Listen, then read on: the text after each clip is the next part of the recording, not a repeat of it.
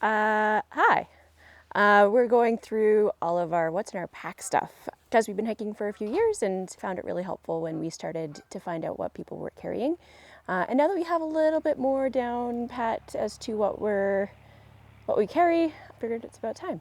So I'll just go over the stuff that's in the pack as an overview.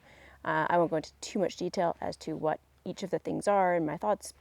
We're probably going to do some review videos on those types of things, so look out for those ones. I don't have my kind of what I would wear hiking clothes set aside, but I do have my shoes. So I switched a couple years ago to trail runners. I've tried a couple different ones. I tend to be pretty hard on shoes, especially on the side, so I tend to switch them out every year, but this year's are the Brooks Cascadias 13. They've worked pretty well. They're not my favorite trail runners that I've used, but they have worked pretty well, and they do have a gaiter clip. Because I also hike with Dirty Girl gaiters. Because I'm using trail runners, I find that it's a lot harder, or a lot easier, I should say, to get things in between your shoes and your socks. So this just kind of keeps out some of that dust and the dirt and rocks and twigs and stuff. So, and then my hat. I don't even know what hat this is. Apparently it's a pistol hat. Been wearing it for years. It's nice, lightweight, can go through the wash, which I appreciate because I wear it on every hike. All right, backpack. So for those of you who don't know this backpack, it is a ULA Ohm 2.0. I've tried a few different backpacks. This is definitely by far my favorite. So as far as the things that I keep on the outside, so I do have a shoulder pocket. A shoulder pocket is where I keep my sunglasses, some Kleenex, and then I also keep my phone in there, and my phone is my main piece for taking pictures. I have a Pixel 3, so it does a pretty good job. Eventually I'll upgrade that, and then I don't know if you can see, but they also have large hip belt pockets. That's one of the things that I love the most about this backpack is the giant hip belts. So in the hip belts, I keep things handy. So one side is snacks, and then the other side I keep our bug and sun repellent. So I have a small thing of 100% DEET. We try not to use it as much as possible. We do permethrinize, wow, that's a hard word, all of our clothing at the beginning of the season to keep away ticks and majority of the mosquitoes. But on the days when it is really mosquito swarmy, we do have 100% DEET. I have found small little things of spray sunscreen, which have worked really well. So I carry that. And then the best of all, best lip balm, the Sun and Snow Sport 15. I can't really describe why it's so great, but if you've used it, you'd know. Every time I find it, I just buy a whole bunch of them. I'll always have my knife with me. It's a Spyderco, just lightweight knife. Either it's in my side pocket in my pants or it's in my my hip belt. It just really depends on wherever I want to keep it. I've lost a few of these, so I'm going to keep that safe. And then the other thing on the outside, so this backpack also has giant side pockets. It's where I keep my water. I don't have an internal bladder. We did use bladders for a number of years. I like them because it does make water really accessible, but I found that it was really hard to see how much water I was drinking, and if we're on a trail where we're gonna have to refill on a regular basis, that's not always the easiest for a bladder. So I carry 2 1-liter smart water bottles with the sport caps. I don't entirely know why we chose the smart water bottles, probably because of YouTube, but I do find that they're really durable. We buy a new one at the beginning of every season, and it works out really well. And for a long time, they didn't have the sport caps in Canada, so every time I went to the US, I bought a whole bunch of smart water bottles with the sport caps and then brought them home because they're awesome to have on the trail rather than the twist ones. So on the other side, I have my trekking poles. That's what these things are. I have some Black Diamond Z poles, distance FLs. They've worked pretty well. One of them is a little bit chewed up because it was hanging in a tree one night and some kind of critter decided that it wanted to have a snack. But so far they've been pretty good. I also have on both of them, I've wrapped duct tape. I don't know if you can see that or not. And that's how I carry my duct tape. Good for blisters, good for repairing stuff. You never know when you're going to need duct tape. So I do carry a sit pad. So if the dog isn't with us, I just bring a small little section of one of these thermarest pads. Works pretty well. If we have the dog with us, then I will have a larger one. It works really well for, you know, if the seat is a little uneven after a long day of hiking, the last thing you want to do is sit on a log, but I also don't want to carry a chair. So this works out well for me. And because we hike in the Canadian Rockies, bear spray. We both carry bear spray. On the bear spray, you'll notice that I also have a paracord bracelet. Not for any particular reason, it's just always nice to have a little bit of paracord with you in case you need it. And then attached, you'll also find a few random things. So I carry hand sanitizer to keep ourselves hand sanitized, and an S-beaner because, you know, if something's wet, it's nice to be able to hang it off the back of my backpack while we walk. It's also nice just to have an S-beaner in case you need to hang something from a tree or something like that too. So multi-purpose. I keep anything that I want easily accessible, something that I'm just going to need on the trail, easily accessible on the outside of my backpack. So that includes a pack towel. We have one for us and one for the dog, you know, in case we have to do a water crossing and we want to dry ourselves off, in case we want to go for a swim, which doesn't happen very often, but it's around us. It's also great for inside the tent in case it's a relatively humid evening and there's condensation that builds up, or it's in the middle of winter when condensation builds up, or if the dog has gotten particularly wet that day and one towel just hasn't done enough. Poopy paper. Enough. I don't think I need to explain that. I also carry trail shoes sometimes, or trail shoes, pack shoes, camp shoes. It's probably the best way to put that. It really depends on the type of trail that we're doing. These are fit kicks. They're really small. They fit on the outside of my backpack really well, and they fold in half. These are great. They also have a sole on the bottom. So, I mean, by no means am I going to hike in these, but they're going to do the job. Pack cover. So this is a ULA pack cover. It's really great, super lightweight, has done the job pretty well over the years. The most recent trip that we got downpoured on, I did have a little bit of seepage. I don't know if it was just from the water going down my back and in between the pack and my back, or if the back cover did wet out. I think it was the first one rather than the latter, but either way, I have been super happy with the pack cover. So, all right, into the body. So first is a water purifying kit. We have a couple different ones, but this is the Platypus Gravity Works. Been great. I usually carry the water filter, whereas Evan carries some of the other stuff. We do share it. It's a nice thing about hiking with partners that you can share some of that weight. But yeah, that's on the top for obvious reasons. You never know when you're going to need some extra water. Also on the top is my rain jacket. Again, when you're in the Rockies, things can change on a regular basis. So having my rain jacket easily accessible is really beneficial. I also have it at the top of my pack so that if we've used the water filter, it gives a little bit of a barrier between the water that might still be on the water filter and the rest of my pack. I don't have an internal stuff sack or waterproof stuff sack that I use.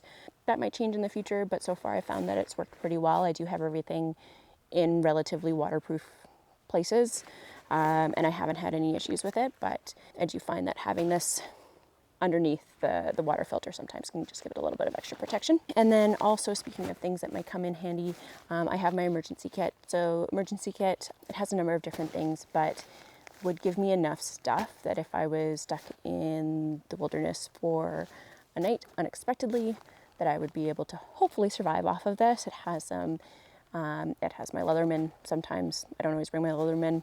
It has my headlamp, an emergency blanket, some matches, some water purifying tablets, etc., etc. It's just nice to have, and everything's all in one, so I don't have to really worry about it. Is it redundant? Probably, but it works. So next, this is where all of the things that aren't in a waterproof stuff sack go, that I would want to keep relatively dry. So this bag here is actually the blow-up stuff sack for our Thermarest. So it can dual purpose. It is weather treated, so it is relatively waterproof. I don't know that I would dunk it because it is a blow-up stuff sack, so there's a hole at one end, but it does work for keeping any kind of moisture out. So in here I have my pillow. I have a Cedar Summit Arrows Pillow Premium. It's worked great. I've had it for years. I like my pillow. I don't think I could do it otherwise. I also have my puffy. Won't go too much into detail with this puffy. I am looking at switching it out, but it's an Eddie Bauer lightweight puffy jacket, down-filled. It is, if you look, you can kind of see right through it now. So it is in need of, man, if you can hear those geese, they're very noisy. It is in need of some replacement, so. But it's nice to have in waterproof so that, I don't have to worry about it getting wet. Speaking of Thermarest, my Thermarest pad, we both have one. There are some kind of beginner negative reviews on these Thermarest pads because of how noisy they sound when you're in the store. But as a side note, they are not noisy when you're sleeping on them. We've never found that anyway. And they're relatively comfortable and packed down really small and are pretty light. Would recommend. Sometimes these pieces just go in my stuff sack with my sleeping bag, sometimes they don't, but I always have a couple pairs, one if not two pairs of some kind of hand covering. So I'm a fan of mitts, so I have a pair of fleece mitts. If it's going to be really wet, I'll bring two sets so that I can have one for camp and one for kind of sleeping in case my hands get really cold. I have a fleece hat that I sleep in, or just to wear around the town, or wear around camp. And then I always have a buff. You'll see it in a number of different videos where I am wearing a buff on my head. My ears are super sensitive to the wind, so I do tend to wear a buff if, sorry, those geese are really noisy. If it is really windy, it'll help protect me from a wind headache. And if we have been hiking for a number of days, my hair is really disgusting, and that will also help shield me from the grossness that is my hair. Last thing in the stuff sack is my electronics kit. I don't bring a whole lot of electronics, mostly because Evan carries a whole bunch for filming, but I do have a battery pack, a small one that I'm able to charge my phone, my Kindle, and my Garmin watch. I have the charger for my watch as well that I carry around with me, and my Kindle. So my Kindle is probably my biggest luxury item. I like to be able to read before I go to sleep, and then I don't have to bring an entire book, and I can have a number of different things that I can choose to read. So that's it for the stuff sack. Like I mentioned, Evan and I do share a lot of the weight, so he takes the body of the tent and I take the extras for the tent. So for the Sierra Designs tent that we have, our 3-season, it does have a removable vestibule.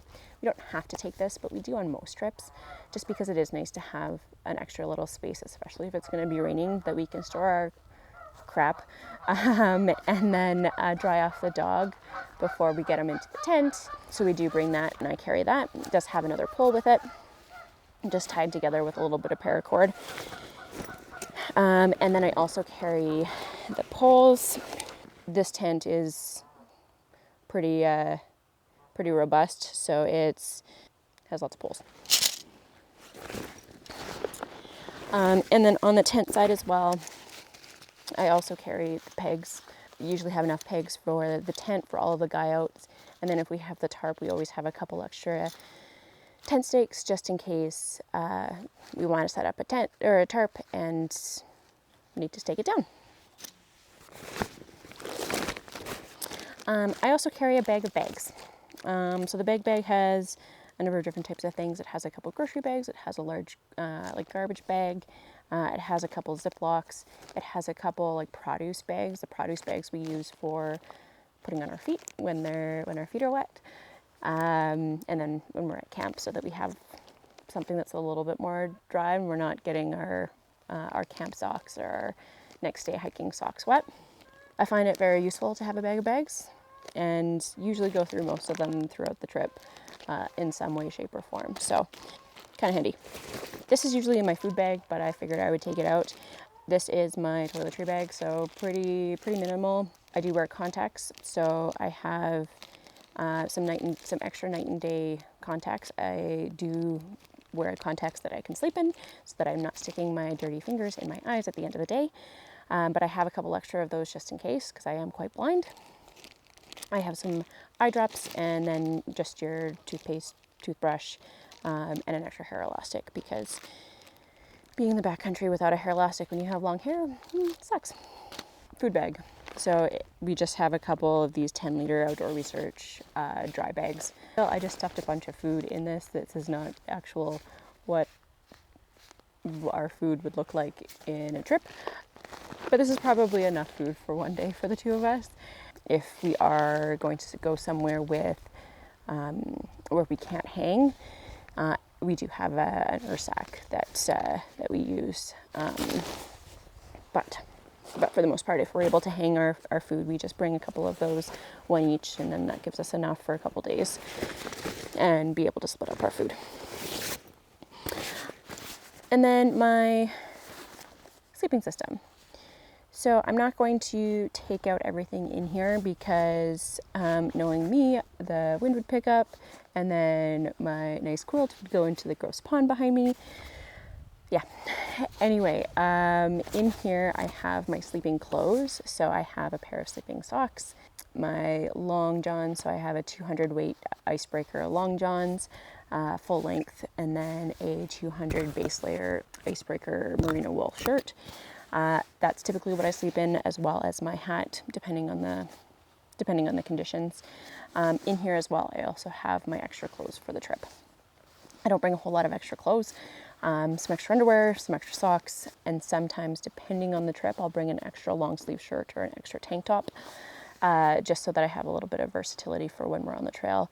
It just kind of depends on the trip as to what extra clothes I bring. If we're away for a long time, like on our GDT videos, if you check those out, I do have an extra pair of clothes so that we're able to wash the stuff that we're wearing. But other than that, not a whole lot. Other thing that's in here, obviously, is my quilt.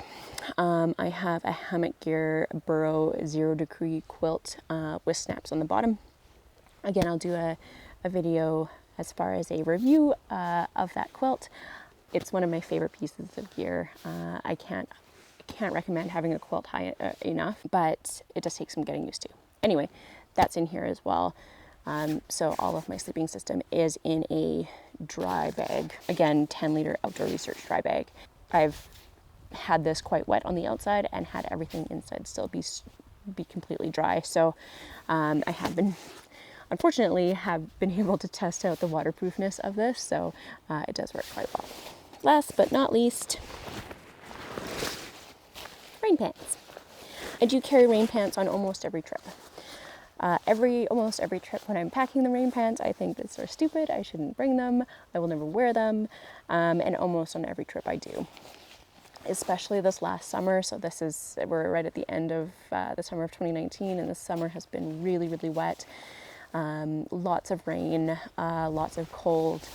The rain pants are great because not only does it protect you from the rain, but it also gives you a layer of warmth. For instance, our last backcountry trip, which we don't have a whole lot of footage for, but it poured all the way to camp. And I got there and I was soaking wet. And being able to then get to camp, take off the wet pants and put on dry rain pants gave me a lot of warmth. I don't hike in these. I only wear them for camp, which is why they're at the very bottom of my backpack. It also gives me another layer between the bottom of the pack and the rest of the stuff in the pack, so that if I do set it down in a puddle by accident, it does give me a little bit of protection. They're great to have, and gives me an extra layer of warmth for somebody who doesn't bring any extra clothing.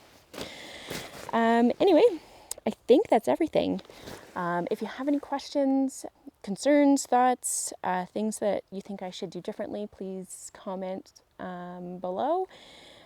And it is ever changing. So my clothing system, my way that I pack things, all of those pieces change on a regular basis. But this is the core stuff, and this would be typical for a 3-season camp in the Canadian Rockies, because whether it's April or whether it's middle of August, it's pretty much the same temperature. So anyway, thanks so much for watching, and stay tuned for more stuff to come.